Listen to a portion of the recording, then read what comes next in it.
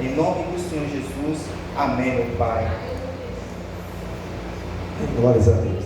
Devagarzinho o Bruno vai se soltando, né? É assim mesmo, né?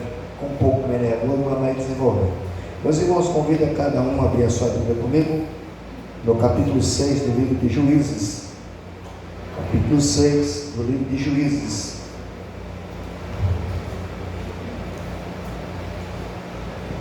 Versículo de número 17. Capítulo 6, versículo de número 17.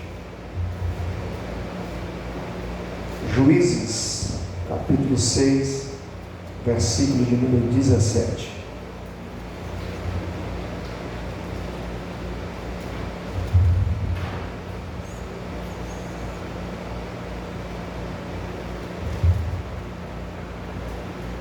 Amém, meus irmãos? Os irmãos acharam? Juízes, capítulo 6, versículo 17 diz assim: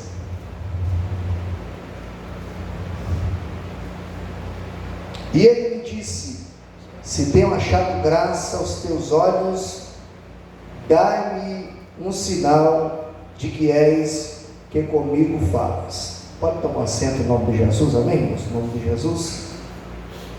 Senhor nosso Deus e eterno Pai, nós queremos nesta noite, Senhor, te agradecer por este momento, que Teu Espírito Santo possa processar em nossos corações, uma palavra, Senhor, que possamos ser edificados em nome de Jesus.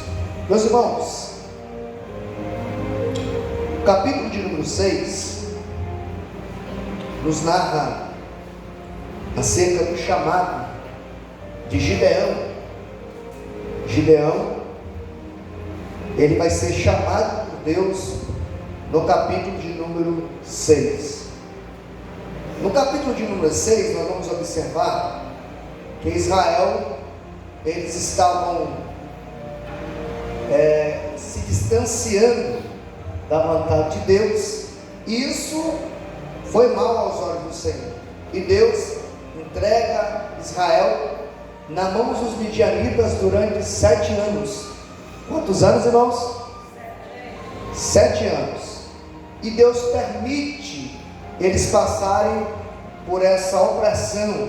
Eles plantavam, e quando eles iam colher, eles não conseguiam, porque os inimigos de Israel, os midianitas, entravam na terra de Israel como um gafanhoto, e tudo que eles tinham eram tomados. Porém, nesse mesmo episódio, ou porque melhor dizendo, nesse mesmo cenário, Deus vai levantar um homem por nome Gideão. No capítulo 6, Deus envia um profeta para dizer a Israel, um profeta sem nome, anônimo, mas que tinha uma mensagem de Deus para o povo de Israel. O que significa que quando Deus quer usar alguém, não precisa ter nome, não precisa ter posição, Ele usa quem Ele quer. O profeta aqui não tem nome. No capítulo 6, o versículo de número 8, ele entrega a mensagem e explica para Israel que Deus tinha tirado eles do Egito com mão forte, e agora a situação que Israel estava vivendo era exatamente porque eles não estavam dando ouvido à voz do Senhor. Percebam, meus irmãos, que no capítulo 6, Deus então vai chamar Gideão, e nessa noite eu quero pregar debaixo de um tema, um sinal para confirmar uma chamada. Observe que no livro de Juízes, ele menciona o nome de 12 juízes. Quantos juízes? 12 juízes, que governaram Israel com diferentes graus de sucesso. E nós podemos aqui destacar alguns deles que tiveram ali sucesso. Nós podemos falar sobre Eude, podemos falar sobre Débora, podemos falar sobre Jefté, Sansão e também Gideão. Foram juízes com destaque e com sucesso dentro da nação de Israel. Mas no capítulo 6, no versículo de número 12, Deus vai dizer a Gideão, o anjo aparece a Gideão em forma de teofania. O anjo aparece, a teofania aqui é o anjo apresentando Deus. E o anjo aparece e vai dizer: o Senhor é contigo. O anjo aparece para Gideão e diz: varão, o Senhor é contigo. E chama ele de varão valoroso.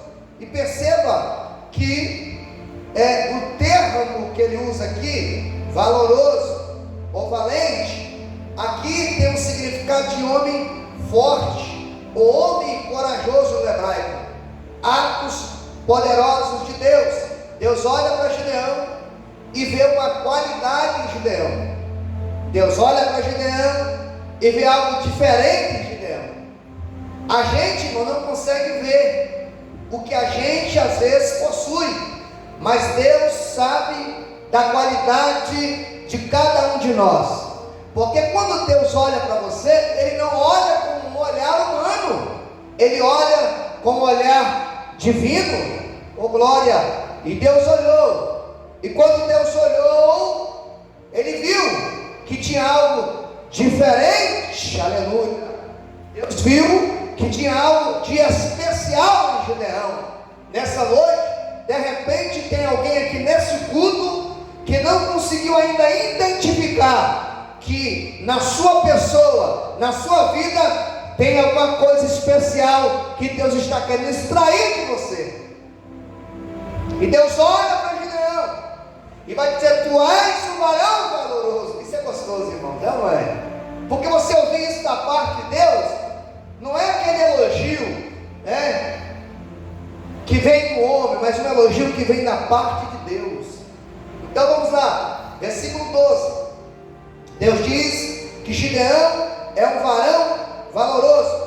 Ele vai ser um homem usado por Deus, que vai ter atos. O que é isso, pastor? Atos poderosos de Deus. Irmãos, quando Deus está na vida de um homem, na vida de uma mulher, Deus manifesta o seu poder, e através da vida do homem e através da vida da mulher, Deus faz coisas extraordinárias. Você crê nisso? Então Deus olha para Gideão e fala isso com ele: você é um varão valoroso. Aleluia. E eu creio que nessa noite aqui tem varão valoroso aqui neste lugar, irmão. Tem varoas valorosas aqui neste lugar. Tem ou não tem, irmãos? Porque Deus conta com vocês para esta batalha. Quando nós olhamos o versículo de número 14, você vai perceber que no verso de número 14, o texto da Bíblia Sagrada, Deus vai dizendo, dessa forma Deus disse assim: então o Senhor olhou para ele e disse: vai nesta tua força e livrará Israel das mãos dos midianitas. Deus olha para ele. E perceba isso aqui: Deus viu em Gideão, Deus viu que Gideão tinha força. Aleluia. Deus olha para Gideão, irmãos, e vê em Gideão algo diferente, e Deus vai dizer: vai nesta tua força. Irmão, ninguém estava vendo Gideão, ninguém estava contemplando Gideão, mas Deus estava vendo Gideão, Deus estava observando Gideão. Deixa eu dizer uma coisa para vocês, senhores: Deus está nos observando, Deus está nos vendo, irmãos.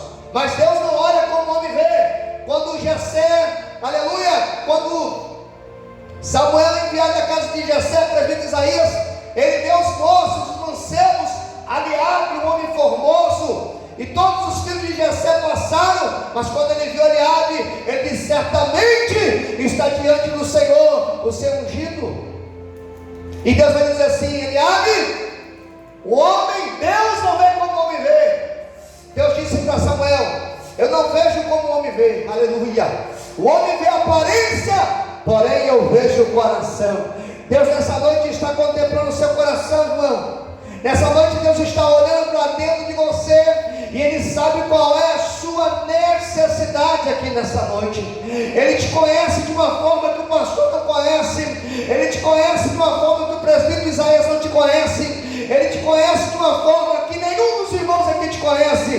Deus sabe como você é, Ele conhece você. Você pode adorar a Deus porque Ele te conhece, irmão?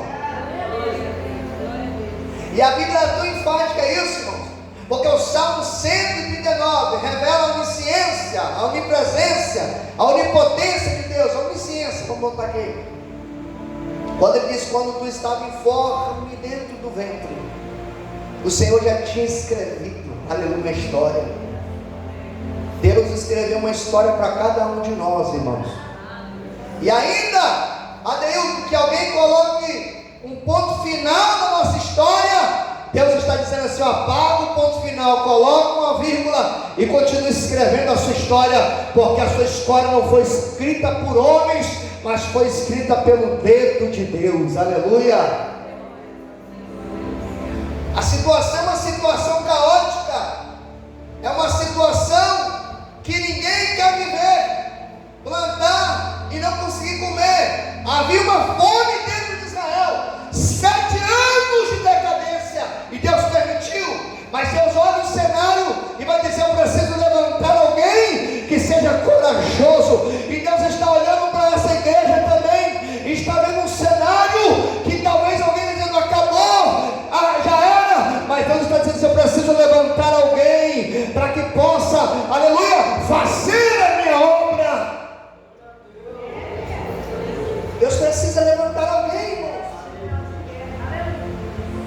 Mas o pastor não está te vendo na sua casa, no seu trabalho, no seu dia a dia, mas Deus está te vendo. Quem está me entendendo, diga glória a Deus. Agora perceba, irmãos, que Deus, Ele vê isso em Gideão, força. E a Bíblia fala em Provérbios 24, verso 10, que se te mostrares frouxo no dia da angústia, a tua força será pequena. E os dias aqui são dias de angústia, irmão. Imagine, Ronei, você plantar e quando você for colher, ou você ir pescar e quando você tiver com peixe lá, o camarada vir roubar seu peixe. É triste.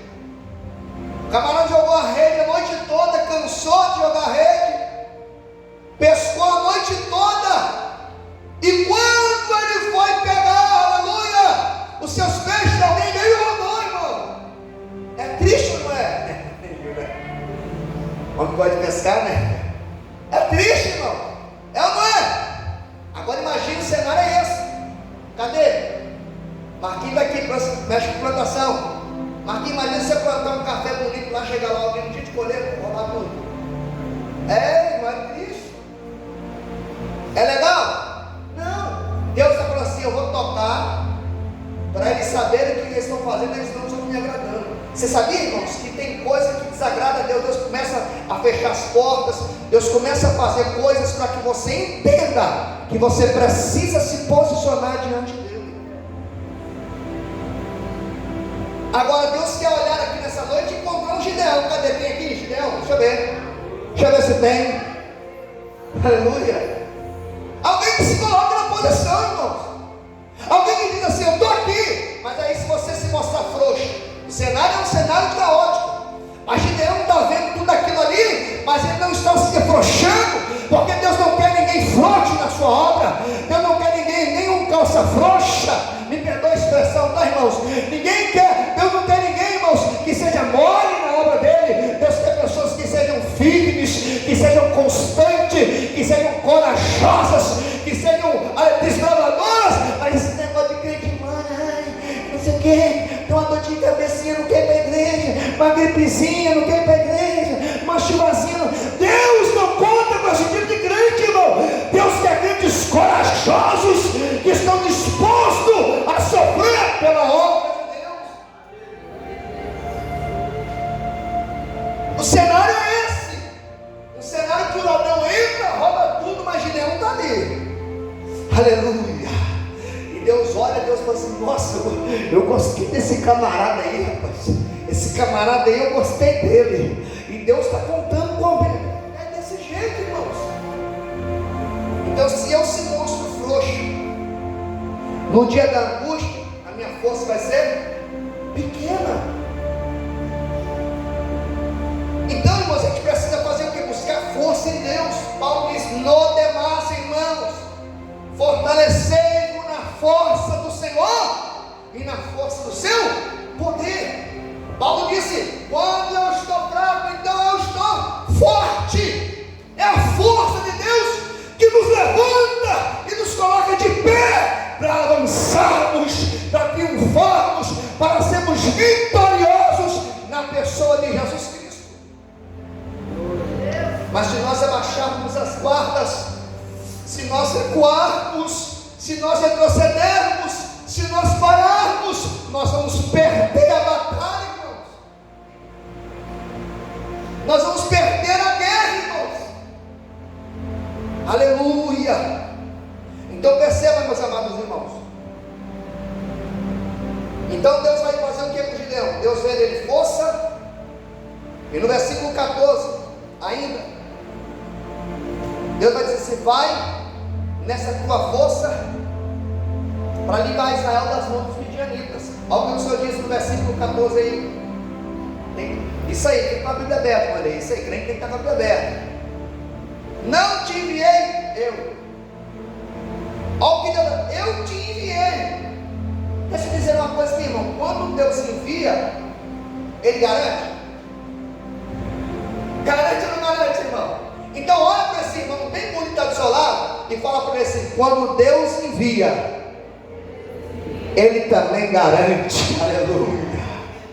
Eita, irmão, esse Deus é tremendo. Oh, aleluia. Esse Deus está aqui hoje nesta noite. Fica alegre, meu amigo, né? Deus abençoe em nome de Jesus. Então, irmãos, quando Deus envia, Ele garante. Se Deus mandou ir, vai. Não temas perigos, porque Deus está contigo. E se Ele te mandou, Ele é fiel, aleluia, Ele é poderoso para garantir a vitória. Se Deus mandou, não abaixe a guarda. Se Deus mandou, não recue. Se Deus mandou, não, vai em nome de Jesus.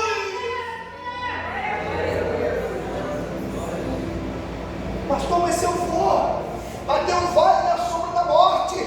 Pastor, se eu for, vai ter morte. Se eu for, vai ter perigo. Aí o salmista vai escrever dizendo: ainda que eu andaste pelo vale da sombra da morte, eu não temerei mal algum, porque o Senhor está comigo. Se Deus está com você, não tem gigante que vai ficar de pé.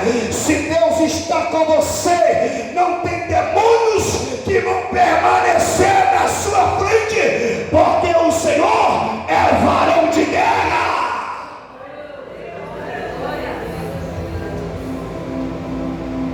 E aí, qual é a nossa perspectiva de quem é o nosso Deus? Porque Caleb, da forma que nós olhamos para Deus, é a forma que Ele se manifesta para nós. Se eu acho que Deus é pequenininho, irmão, Ele vai ser pequenininho para mim. É por isso que a Bíblia trata sobre fé. É por isso que a Bíblia fala sobre fé, irmãos. Ele tem que ter fé. Esses dias atrás eu disse aqui brincando com os irmãos, mas é uma verdade. Se Deus mandar você sentar, e se não tiver a cadeira você senta? Entendeu, né, irmãos? Se Deus mandar você sentar e não tiver a cadeira para sentar, você senta? Isso é fé, irmãos. É você não ver, mas crer. Aleluia. Porque se não tiver a cadeira, Ele vai te pegar na palma da mão, vai te segurar no colo, porque Ele é Deus poderoso. Aleluia. Entendeu, meu amigo? É esse Deus. E o tamanho do Deus que você quer servir, pequeno ou grande? Oh, irmão, que coisa linda o nosso Deus. Maravilhoso. você precisa de providência. Israel está no deserto, não tem pão. Queria comer carne, mas você quer comer carne? Quero. Então eu vou mandar codorna. Aleluia. É Deus, irmãos. Deus da providência. Observe comigo aqui, meus irmãos. No versículo 16. Veja, versículo 15. Gideão se manifesta no versículo 15. Olha o que ele disse no versículo 15. Quando Deus chama ele disse-lhe: Senhor meu, como livrarei Israel? A minha família é mais pobre de Manassés e eu, o menor da casa do meu pai. Irmão, isso aqui é tão interessante porque Gideão fala que ele era mais pobre de Manassés e ele o menor da casa do pai. Gideão, irmão, ele tinha uma grandeza, ele tinha uma humildade tão grande que a humildade de Gideão chegava a ofuscar a sua grandeza. É hora de você entender os valores que existem de você, irmão. Gideão, ele recebe de Deus uma mensagem, um chamado, mas quando Deus chama ele, vai dizer: Senhor, eu sou mais pobre, eu sou menor. A palavra menor aqui no hebraico significa pequeno, insignificante ou desprezível. Isso no hebraico. Quando Deus está chamando, quando Deus, irmão, ele quer levantar, ele levanta, irmãos, quem ele quer.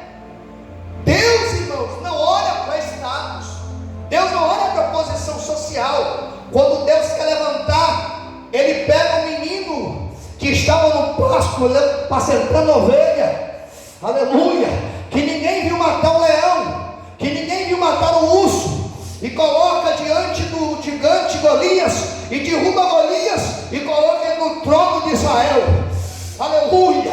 Porque quando Deus quer levantar, ele vai nas vielas, nos becos, nas favelas, pega um traficante, pega um homicida, pega quem for, ele levanta, porque para Deus ele não precisa de status, posição. Deus levanta quem ele quer. E se tem alguém aqui nessa noite que está disposto a ser usado por Deus, ele tem o poder de te levantar com autoridade.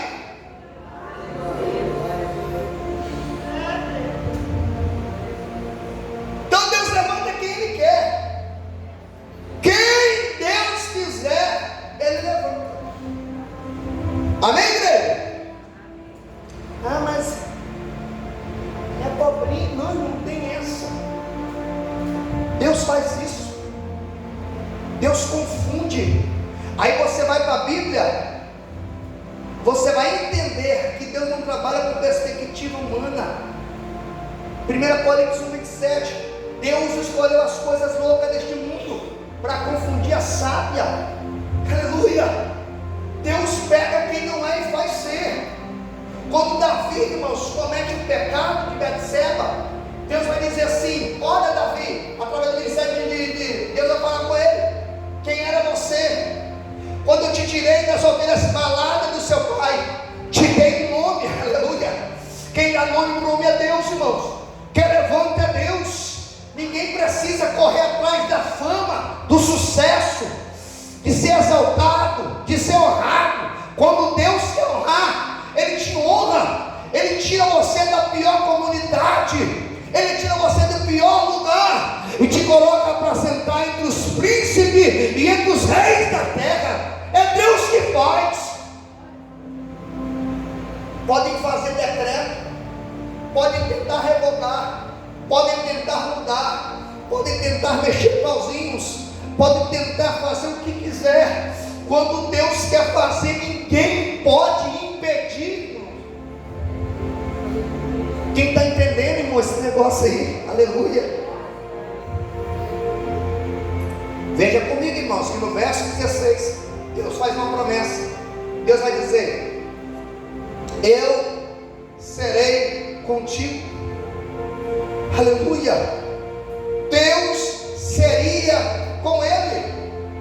Então, irmão, se Deus estava com Gideão, ele precisava temer os inimigos? Ele precisava temer? Não. Isaías 54, versos 17 diz assim, ó: toda ferramenta preparada contra ti não prosperará, e toda língua que se levantar contra ti, tu as condenarás. Isaías 41, verso 10 diz: não temas, porque eu estou contigo. Não te assombres, porque eu sou teu Deus. Eu te fortaleço com a destra. Destra é a mão direita, e te sustento. Por que mão direita? A mão direita é a mão da ação de Deus. Quando lá no capítulo 1 de Apocalipse, que João cai na ilha de Pátima, como morto, Jesus toca nele com a mão direita. A mão direita é a mão de ação, é a mão que sustenta, é a mão que levanta, é a mão que trabalha, é a mão que dá livramento, é a mão que abre a porta, é a mão direita. Eita, irmãos, eu não sei se você está entendendo, mas é tempo de dar glória ainda, porque a mão de Deus está trabalhando em casas aqui nesta noite. A mão de Deus está fechando sepultura, a mão de Deus está dando livramento, a mão de Deus está abrindo porta onde não tem porta. Por quê? Porque quando a mão de Deus começa a agir, a Bíblia diz que operando Deus, quem irá impedir? Aleluia! Essa mão, irmã Retiele, que você estava aqui no culto de oração, desempregada, queria fazer faculdade, e Deus falou comigo que Ele estava abrindo uma grande porta. Essa mão que está trabalhando aqui no meio da família de irmãos, porque essa mão é poderosa, irmãos. E Deus vai dizer assim: eu serei contigo. Deus é contigo, Felipe, viu? E quando Deus está conosco, nós não podemos abaixar a cabeça para os desafios da vida. Seja firme, levante a cabeça, sabe, irmãos? Lembra aquela historinha que quando você era pequeno e alguém te batia na escola, você falava: vou chamar meu irmão mais velho? Aí vinha o seu irmão mais velho, você ficava até peitudo. Você mandava: meu irmão mais velho está comigo agora, né?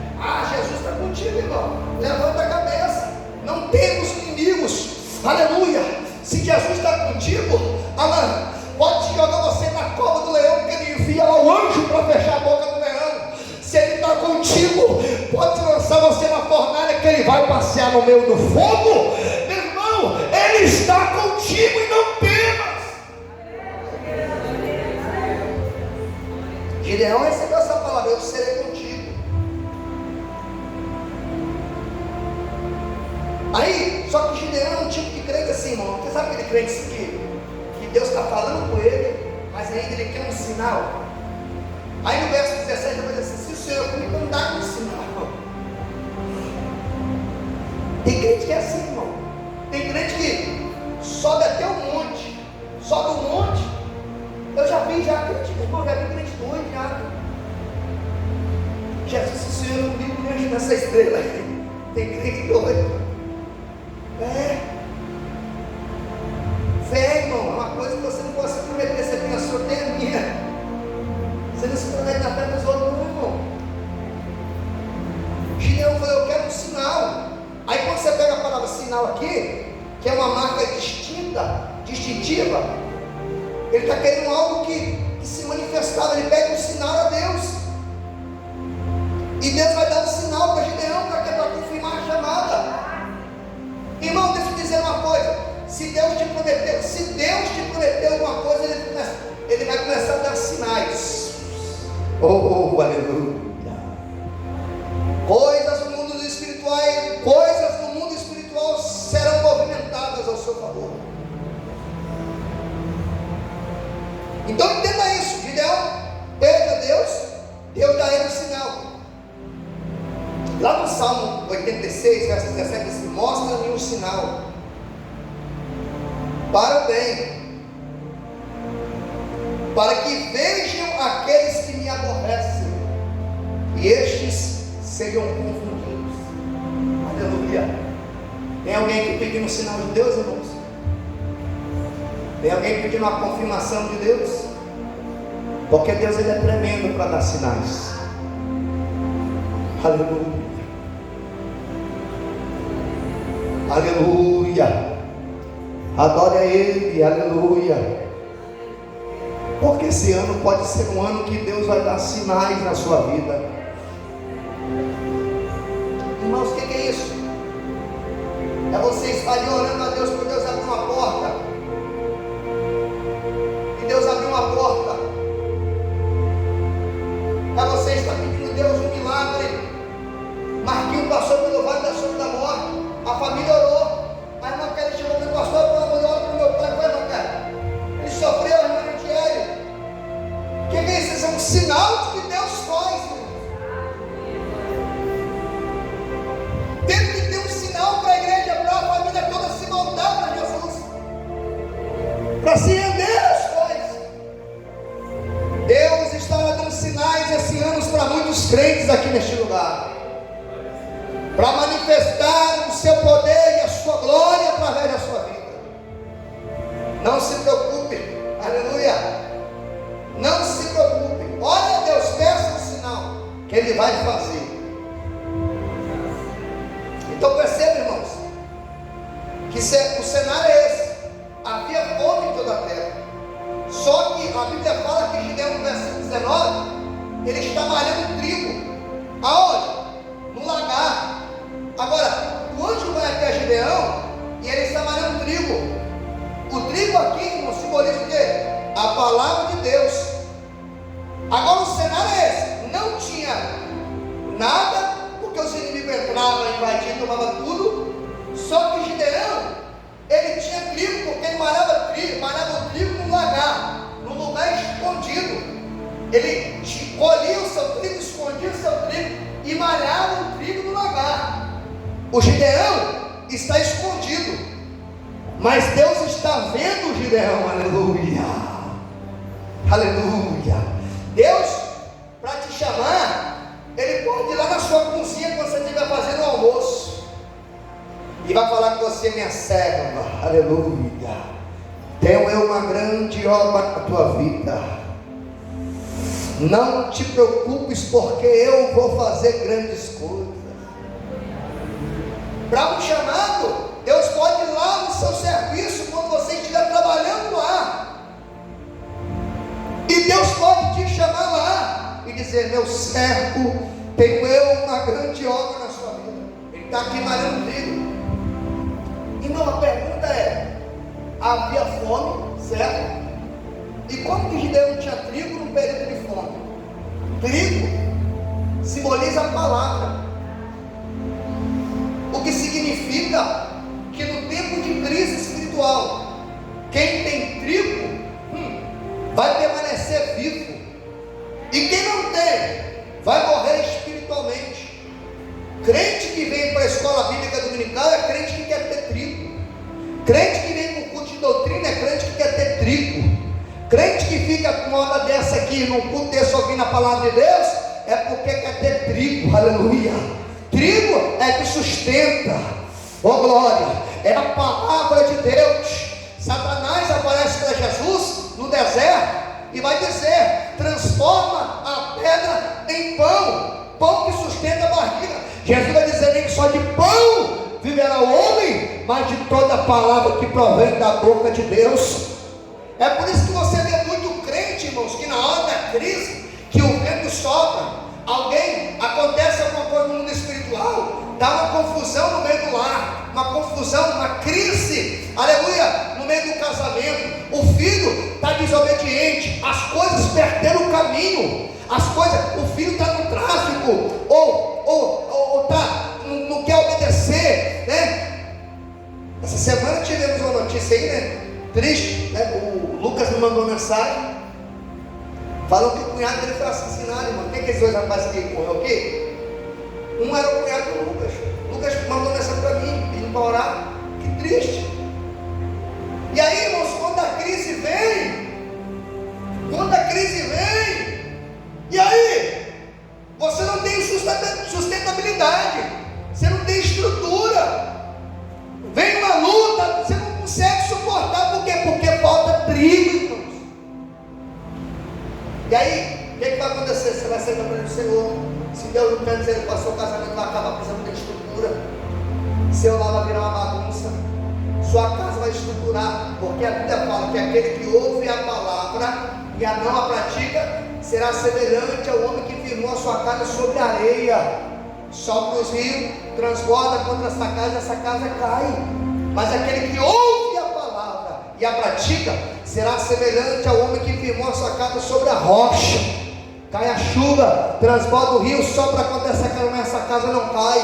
Deus está dizendo, quando nós estivermos voltados para a palavra de Deus, pode vir a crise que quiser, pode vir a luta que quiser, os ventos ao contrário não vão derrubar a sua casa. Por quê? Porque a sua casa está firmada na rocha.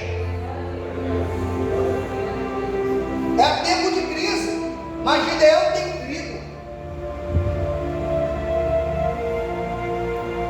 É tempo de crise, mas Gideão tem trigo. E a pergunta é: se no tempo de crise eu tenho trigo, e se eu não tenho trigo, o que vai acontecer comigo? Se Gideão não tem trigo aqui, irmão, nesse período de crise, o que vai acontecer com ele? Porque na época o trigo fazia bolo, fazia pão, né? E aí, se não tem trigo? Naquela época o pão era muito importante. Hoje também é, né, irmão? Pãozinho francês com manteiga é muito mais, né? Mas a gente precisa entender isso, que as crises elas chegam, só que elas não avisam quando chegam. A gente precisa estar preparado, irmão. Irmão, ninguém vem para a escola dominical porque quer, não. Você tem que lutar contra a sua carne. Você está achando que o diabo quer que você escute a palavra de Deus? Você está achando que o diabo quer que você venha para terça-feira para ouvir? Não quer não, irmão. O diabo quer que você fique dentro de casa. O diabo não quer que você venha ouvir a palavra. Por quê? Porque ele sabe que a palavra de Deus, ela vai te dar sustentabilidade, vai te dar estrutura, vai te edificar, vai te consolar, vai te levantar. Então o adversário faz de tudo, irmãos. Faz de tudo para a gente não estar presente nos cultos, para a gente não estar envolvido, irmãos, com a palavra de Deus, porque ele sabe que quando o crente conhecer a palavra de Deus, o crente não será o mesmo crente, ele será um crente fortalecido. Agora a gente entende, a gente precisa entender isso, irmãos, que é necessário nós estarmos envolvidos com a palavra de Deus, estarmos envolvidos com a Bíblia Sagrada. Leia a Bíblia na sua casa, irmãos. Faça um devocional no seu lar. Leia a Bíblia. Ensine o seu filho a ler a Bíblia também, irmãos, para quando ele bater de frente nas escolas aí da vida, encontrar pessoas que não acreditam em Deus e seguem outros rudimentos, ele ser um crente fortalecido no Senhor. Eu estava olhando uma reportagem, um vídeo que chegou até a mim, lá no Nordeste, uma escola colocou lá uma pessoa para fazer uma palestra, um homem vestido de mulher, e dizendo que a carne não importa, ensinando, doutrinando os filhos, irmãos. Se a pessoa quer seguir os padrões dele, de uma vida, que viva para lá, mas não pode querer doutrinar nossos filhos, irmãos. Então nós precisamos fazer o que? Ensinar a palavra de Deus, ó glória, porque a palavra de Deus é que sustenta o crente no dia mau. Gideão tinha trigo, tinha a palavra de Deus, aleluia. Porque o crente que é orientado pela palavra de Deus, irmãos, ele não é levado por qualquer vento de doutrina. Amém? Então, busque a Deus, aleluia, e seja sustentado pela palavra. Perceba, irmãos, que no versículo de número 24, que termina a mensagem, Gideão ele vai levantar um altar, e nesse altar, Gideão ele pede um sinal, só que o nome do altar que ele vai dar, porque ele traz um cabrito, ele traz um bolo, coloca no altar, e o que vai acontecer? Nesse altar, Gideão ele vai oferecer ao anjo. O anjo toca naquele sacrifício que estava ali, que Gideão colocou, ele prepara o cabrito, o bolo, e fogo do céu desce e consome. Deus deu um sinal a Gideão de que Deus estava confirmando a sua chamada. Apesar de Deus falar com ele, ainda ele estava duvidando. E ele pediu a Deus um sinal e Deus deu. Aleluia. Sabe qual é o nome dele do altar? O altar significa, o nome do altar que ele vai dar no versículo 24: o Senhor é a minha paz. Aleluia. É tão bom, irmãos, um lar que tem paz. Fala a verdade. É tão bom uma casa que tem paz. É tão bom ter paz dentro do coração. Porque, meus amados irmãos, tudo que o diabo quer é tirar a paz do crente. Jesus disse: eu deixo-vos a minha paz eu vos dou, eu não vos a dou como o mundo vos a dá. Porque a paz do mundo, irmãos, é uma paz momentânea, mas a paz de Deus é uma paz interior. A Bíblia diz em Filipenses que Deus, que excede todo entendimento, guardará o vosso coração e os vossos sentimentos em Cristo Jesus. Que a paz de Deus, que excede todo entendimento, guardará o coração e o vosso sentimento. Havia um período de guerra em volta, havia um período de devastação em volta, mas Gideão, no meio da crise, está levantando um altar de paz. Aleluia. Deus está dizendo: no teu casamento haverá paz. Oh glória.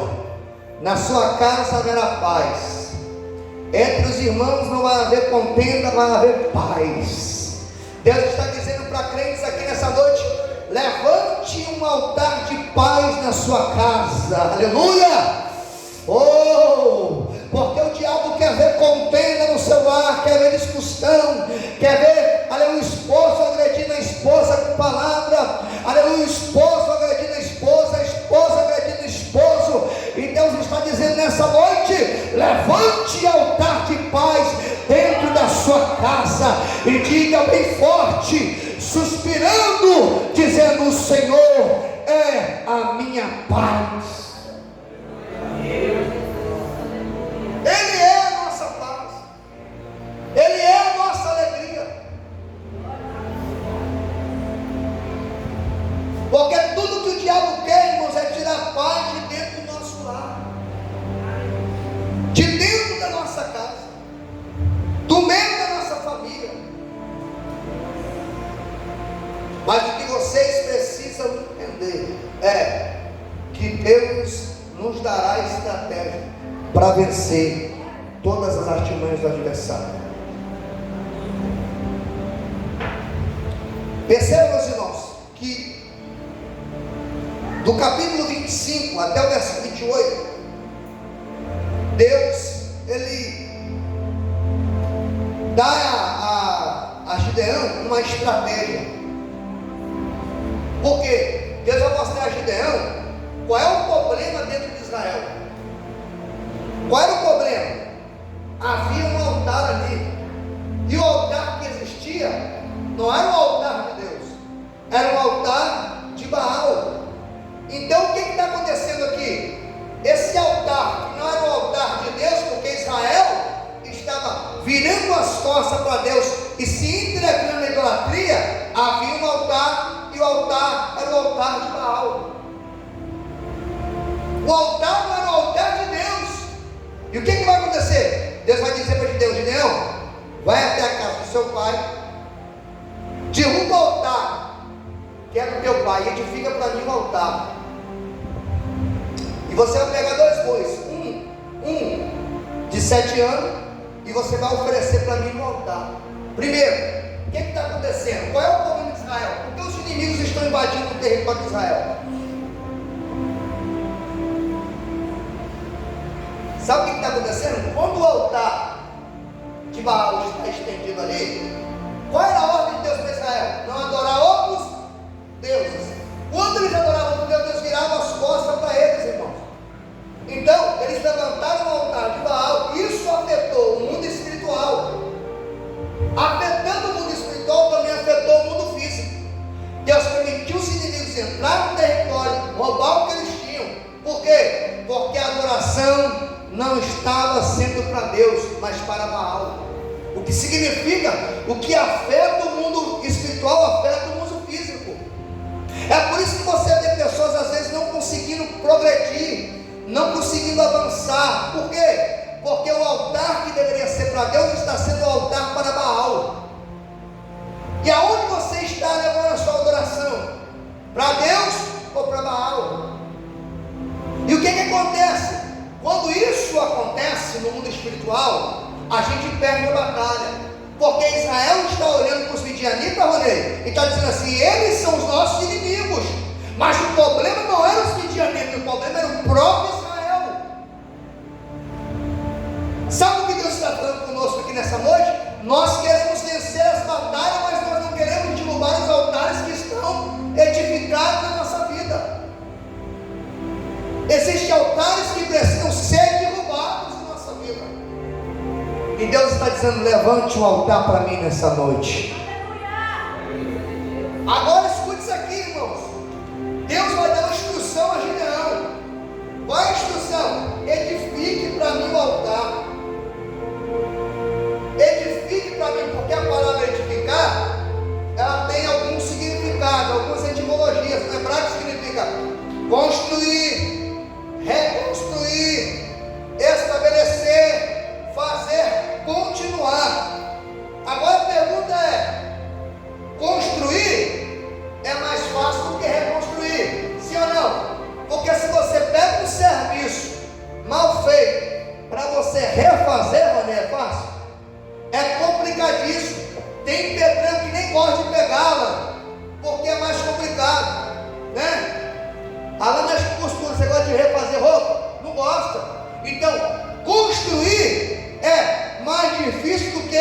Não, reconstruir é mais difícil do que construir. Então, o que está acontecendo aqui? Deus está dizendo: derruba o altar. E aonde estava o altar, irmão? Na casa do pai de Gideão. Aleluia. Deus está dizendo: existem coisas que precisam ser derrubadas dentro do nosso lar. Aleluia. Está afetando a sua vida espiritual. Talvez seja uma internet, o Facebook, o Instagram, alguma pornografia, alguma coisa que você está fazendo que está afetando a sua vida. Aleluia. Talvez de repente pode ser até a Netflix, mano. Você está deixando de orar para estar assistindo lá a série, passa a semana toda e vira a noite, e nada de Deus não pega a Bíblia. E Deus está dizendo assim: derrube esses altares e edifica um altar para mim aqui. Vai para o quarto aí, irmão, vai orar, vai jejuar, vai ler a Bíblia, para que eu possa operar no mundo espiritual. E a pergunta é: qual é o altar que está sendo edificado na sua casa? Aleluia. E Deus está falando nesse: quer vitória? Então derruba o altar que está na casa do seu pai. Porque para mim agir aqui no mundo físico, eu preciso primeiro agir no mundo espiritual. Sabe o que Deus está querendo dizer para essa igreja? Se nós queremos crescer, irmãos, nós precisamos arrumar no mundo espiritual. Porque quando nós arrumarmos no mundo espiritual aqui, Deus vai prosperar em todas as áreas. Deus vai começar a tocar no coração de crentes, irmãos. Deus vai começar a movimentar as águas. Existem coisas que estão impedindo o crescimento de Deus neste ambiente. E Deus está dizendo: é noite de derrubar os altares de Baal e levantar um altar para mim, porque eu desejo ser adorado. Aleluia. Aleluia. Escute isso aqui, irmãos. Agora, a palavra reconstruir, ela significa sinônimo. Sinônimo, tá, irmãos? Reorganizar. Diga comigo: reorganizar. Restaurar. Reformar. Renovar. Eu vou te perguntar: reorganizar é fácil? Você pegar as coisas, está tudo desorganizado. Alguém vai dizer assim: por que o pastor não deu a oportunidade de conjunto hoje para o grupo? Porque precisa organizar.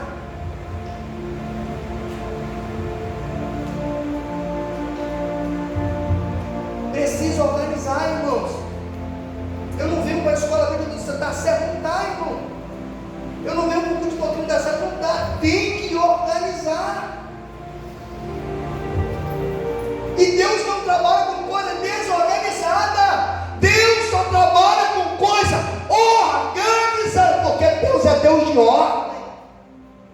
Quem está me entendendo, diga glória a Deus, irmão. Dá glória a Deus. Escute isso aqui, irmãos. Restaurar. É preciso ter uma restauração na minha vida. A gente precisa ser restaurados. Deus precisa. Agora escute isso aqui. Tem uma coisa aqui chamada nessa palavra que é renovo. Renovo é algo pessoal, irmãos. Renovo é algo pessoal. Não tem como eu renovar Isaías. Não tem como eu renovar Ronieri. Se você não buscar um renovo de Deus na sua vida, eu não posso fazer nada. Deus está querendo te encher do Espírito Santo. Porque o altar aqui, irmãos, o altar aqui é o nosso coração.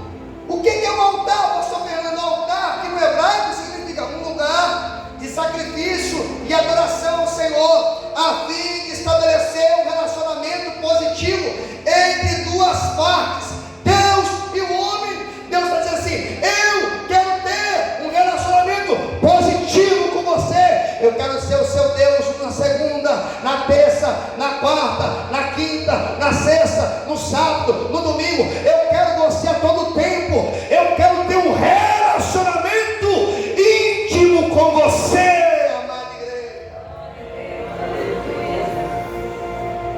Agora eu adoro Deus na segunda, no altar de Deus. Na terça eu adoro o altar de Baal. Na quinta eu adoro o altar de Deus. Deus não quer uma igreja com o coração dividido. Deus quer uma igreja por inteira.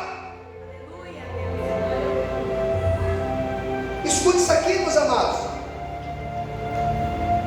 Escute isso. Deus vai dar uma estratégia para Gideão, e vou terminar. Deus vai dizer assim: vai lá, derruba o altar. Sabe o que Gideão vai fazer? Ele vai fazer uma coisa interessante. Ele vai pegar 10 dos seus servos, e ele não vai falar para a sua família. Sabia, irmãos? Você sabia disso? Que tem coisas, porque família, quando você casa, né? Família, sua esposa, seus filhos, né? Não é? Não é? Tem coisas que você não pode falar para parente. Você sabia disso, irmão? Porque dá errado. A minha esposa aqui, ela fala para mim: rapaz, fecha a boca. A sua também fala, né, Paulo? Você está rindo, está disso, né? Fecha a boca, fica quieto, não fala. Não é? A mulher sempre fala isso com a gente, né? Dá uma orientação, não fala. Gideão vai quietinho, ele vai de madrugada, porque se ele fala com o pai dele que Deus mandou ele derrubar o altar, o pai dele ia falar para os adoradores de Baal, os adoradores de Baal iam fazer o que com ele? Ia matar ele. Então Deus está nos dando estratégia, e temos que manter em silêncio e fazer o que Deus está mandando, porque Gideão está colocando a vida dele em risco. Mas se Deus mandou, seja obediente à voz de Deus. Ele vai pegar 10 homens, irmãos, que eram seu servo anônimo, vai derrubar o altar, trabalho, irmãos. Ele vai quebrar o altar, ele vai edificar o altar, trabalho, porque nós temos que trabalhar anônimos. Deus está dizendo: ore, jejue, ajude o pastor, coloque a mão na obra, trabalhe para que a obra de Deus cresça, para que possa haver organização, para que possa haver reforma, restauração. Nós temos que trabalhar, igreja. Eu vou te fazer uma pergunta: que sozinho Gideão ia conseguir derrubar aquele altar? Ia. Sozinho Gideão ia conseguir edificar aquele altar? Ia. Não. Eu imagino. Deixa eu dar um vídeo aqui para eles aí rapidinho. Eu imagino. Vem aqui rapidinho, Rony. Rapidinho, por favor. Eu sei que você não gosta, mas vem aqui rapidinho. Rapidinho, Rony. Vem aqui, aleluia. Seu pastor. Eu imagino, fica aqui do lado dele, Rony. Eu imagino Gideão entregando a madeira. Eu te entrego a madeira na sua mão. Você entrega a Rony. Coloca lá no altar dele. Pode sentar, Rony, por favor. Trabalho, irmãos, em equipe. Aleluia. Deus está dizendo que nós precisamos trabalhar. Mas eu deixo só a carga nas costas do pastor. Eu deixo a carga só nas costas da líder do ciclo de oração, da liderança da mocidade. vontade e cruzo os meus braços e só se preocupo com as minhas coisas, meus afazeres, meu irmão, isso não está certo. Deus está dizendo: nós precisamos colocar a mão no arado e trabalhar na obra de Deus.